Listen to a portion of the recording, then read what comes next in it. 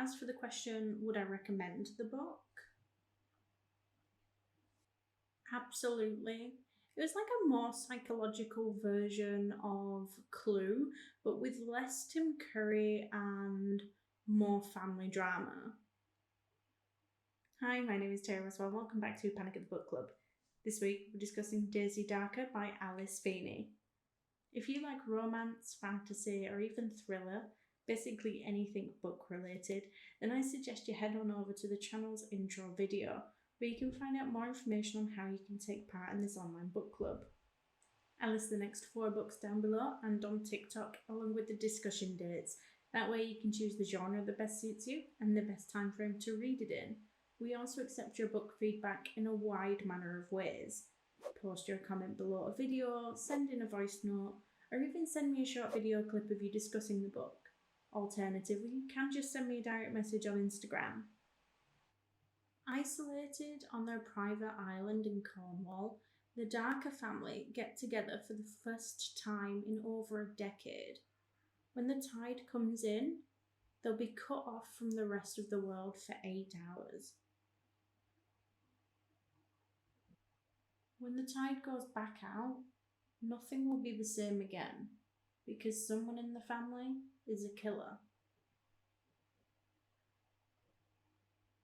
As the leaves of autumn fall, Daisy arrives at her grandmother's house for her 80th birthday celebrations.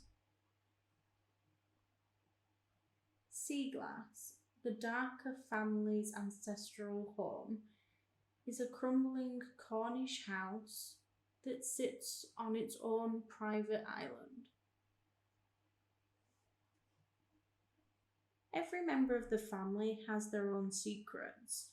Nana alone for so long, Daisy's own absent father Frank, and her cold-hearted mother Nancy.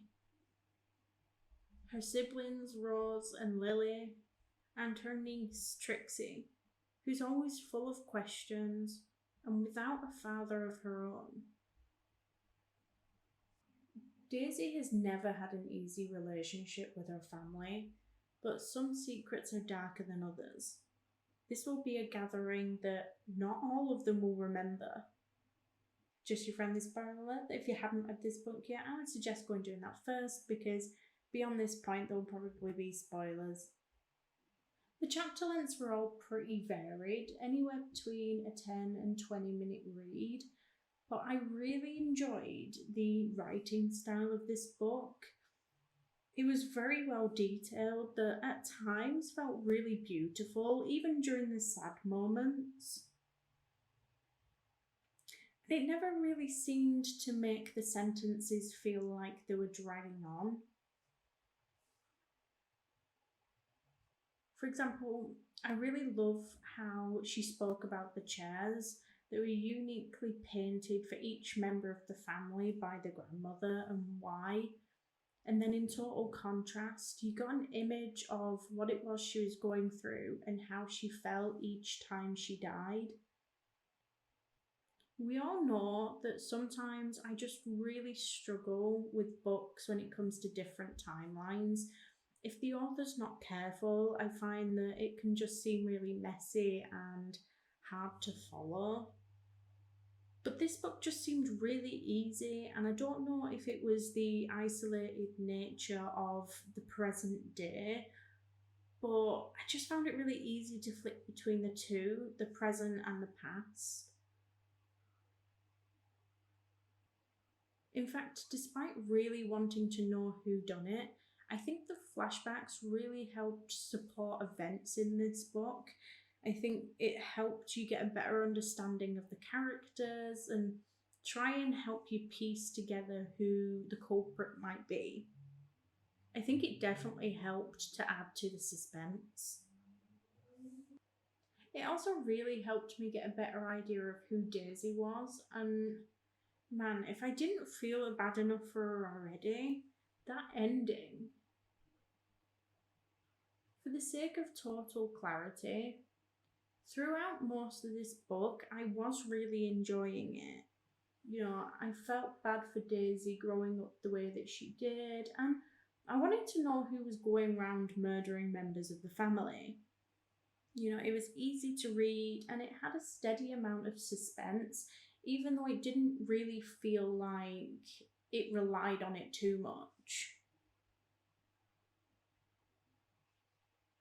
It had a lot of getting to know the characters, and at times, hopefully not too many of them, it felt really relatable in that dysfunctional family sort of way.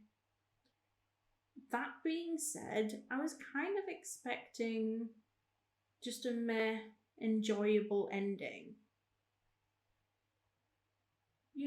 Not a bad ending, but not a totally amazing one either.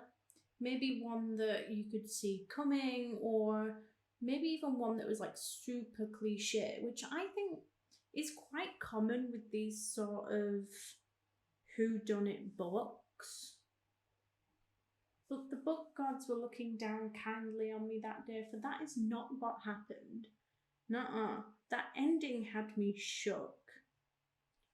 Not only was I not expecting the twists, I wasn't expecting the twists within the twists. When she opened her eyes after they threw her off that damn cliff, I legitimately had to put the book down and step away for 5 minutes because what the hell? It honestly makes me want to go back and reread it to see how differently it reads now that I know what it is I know. Like, if I ever get the physical version of this book, I will probably make all of the clues and the times that Daisy was ignored a annotation tab. I love how so many little details were tied back into it, like Connor's dad unaliving himself because he thought he was the one who did it and he was just too drunk to remember that he wasn't actually driving that night. My opinion of the whole book really shot up from that point. However, I do have a question. I suppose a series of questions. Why couldn't Grandma wait to unalive herself? To be fair, there was a massacre in her house, and she was pretty convinced she was going to die that year anyway. But I don't know. Ignore that. That's not my question anyway. What's going to happen to Trixie now? Because she's only like 15, right? And her whole family is gone. I get that she wanted to see the world and stuff, but what about legal guardianship? And is she gonna have to face all those police on her own? Did I miss something? Maybe I missed something. Now, as for the question, would I recommend the book? Absolutely. It was like a more psychological version of Clue, but with less Tim Curry and more family drama. I'm not really sure how many of my viewers are going to understand that reference, but maybe I'm showing my age. No, wait, when did that come out? I can't be showing my age because I wasn't even born when it came out. So if you haven't watched it, go watch it because then you'll understand the reference and it is a great film.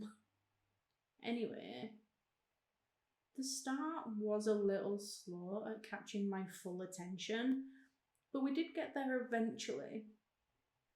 The book took turns that I just was not expecting it to take. Overall, it was just an enjoyable read with a powerful ending. So, will I be reading any more of Alice Feeney? If any of her other work is like Daisy Darker, then absolutely I will be immediately adding that onto my TBR. But let me know what you thought. Did you enjoy the book? Shelley said she loved this book. It was an easy read with good sized chapters and a great storyline. She enjoyed getting to know Daisy's family, and it was so well written it constantly had her guessing who done it. She didn't see the twist coming, and although there were hints here and there, she did not catch them, which was the author's intention. She guessed at the culprit many times, but could never work out the logistics of how any of them could have done it. It was a fabulous book with great twists. Shelley would definitely recommend. Next week we'll be discussing Afterlove by Tanya, Byrne, so don't forget to get your comments and thoughts in by Monday the 11th of March at the latest to be a part of the discussion. You can now do this on YouTube, TikTok or Instagram. The following book will be The Girl with No Soul, but don't forget, if you do need a little bit longer to read a book, we do now list the next 4 books down below and on TikTok along with the discussion dates. That way you can choose the genre that best suits you and the best time frame to read it in. Thank you all for joining, and if you like this video, please don't forget to like and subscribe. It is always appreciated, and I will see you next week. Bye.